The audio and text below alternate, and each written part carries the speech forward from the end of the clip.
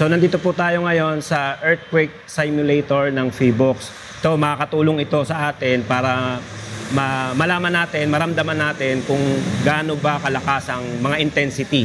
So yung intensity po, Director, yun po yung shaking na maramdaman ng mga tao. So relative yan, kapag nasa ground floor ka, of course you would experience a lower intensity kaysa nasa higher floor ka.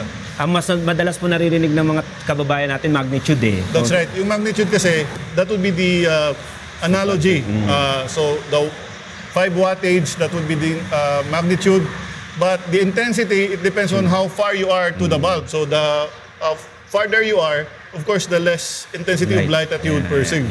So the closer you are to the bulb, the higher the intensity. So it's the same thing. The closer you are to the epicenter, the higher the intensity that you would feel. Sige po, try natin. Nakahawak na kami. Intensity 4 daw po ito. So sa intensity 4, feeling mo, dinuduyang ka. Parang medyo may konting hilo. Yan. So intensity 5. Sa intensity 5 po, ang mararamdaman, parang may konting jerk na ng ano. Pero wala pang damage sa intensity 5. Wala pa pong damage. So starting intensity 6, yun yung may damage na. Okay, so ito wala pa ito. Ito yung 6. 6 na to? Yan, ito. Ito po makakasira na po ito. Yes, may mga cracks, yung mga old buildings, yung hindi ganong maganda yung pagkagawa, pwedeng mag-crack. Kung mga luma na, ganun. Yan. Ito po, 7. Naramdaman mo talaga ilalim. 7. Tapos tignan nyo, yung ano, kung meron kayo mga chandelier sa bahay, yung mga ilaw na nakabitin, yan ang mangyayari. O yung mga cabinet na hindi nakafix. Yan, 7. 8. Ito yung 8. Ito yung 8. Hindi na po makakalakad ang tao dito. Hindi na makakalakad. Oo, ayan o. So, ito ang possible na maramdaman pag nangyari yung intensity 8 na galing doon sa 7.2 magnitude. Yung gaano katagal po yung magiging ground shaking na ganito? Mga seconds. Seconds. Pero napaka... 45 seconds, matagal na yun. Pero ano yun, delikado yun. Delikado yun, that's right. Ayos. Kung ikaw ay hindi aware doon sa ganung mararamdaman, talagang magkokos po talaga siya ng takot talaga. Kung hindi ka aware, di mo alam yung mangyayari. Kaya maganda po, Director, kung yung mga kababayan natin talagang maging fully equipped and fully knowledgeable doon sa ating mga information na naibibigay. That's right, that's right. So, pwede silang pumunta dito sa Feebox so that they can experience ano yung intensity 8. And also, we travel all over the country. Yung may team kami gumagawa noon and pinapakita sa yung Science and Technology Week, Regional Science and Technology Week. Meron kaming earthquake simulators din doon. Dinadala niyo po Dinadala namin and then para makita ng mga tao kung ano yung intensity 8. Yung pong Director na naramdaman natin kanina, yung 4, 5, 6, 7, 8, gaano po kalayo yon sa mismong fault kapag naramdaman ng tao?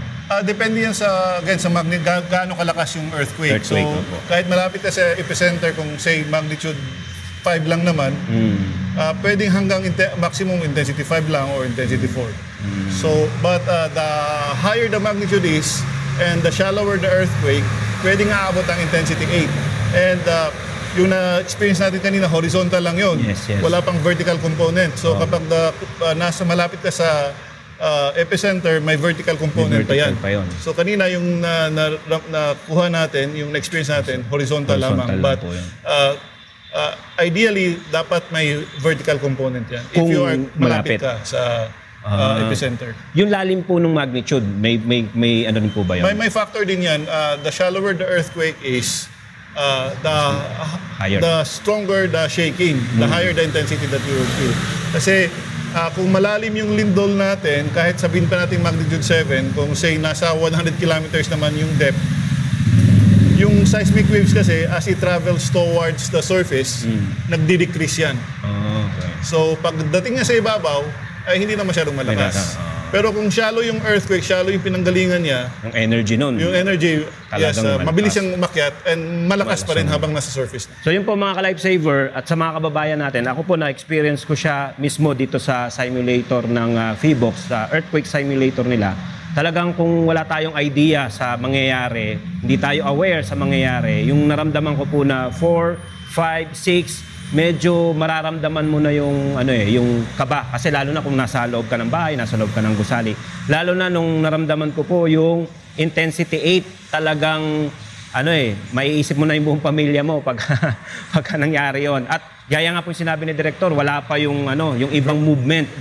Vertical. Horizontal pa lang po yung naramdaman namin. Ako personal kong naramdaman na horizontal pa lang, pero nakakaramdam ka po talaga ng may kaba. Lalo na kung wala tayong paghahanda, wala tayong ginagawang mga drills, especially sa ating mga bahay, sa ating pamilya, wala tayong pag-uusap paano ang gagawin. Kaya maganda po talaga na tayo ay laging maging handa.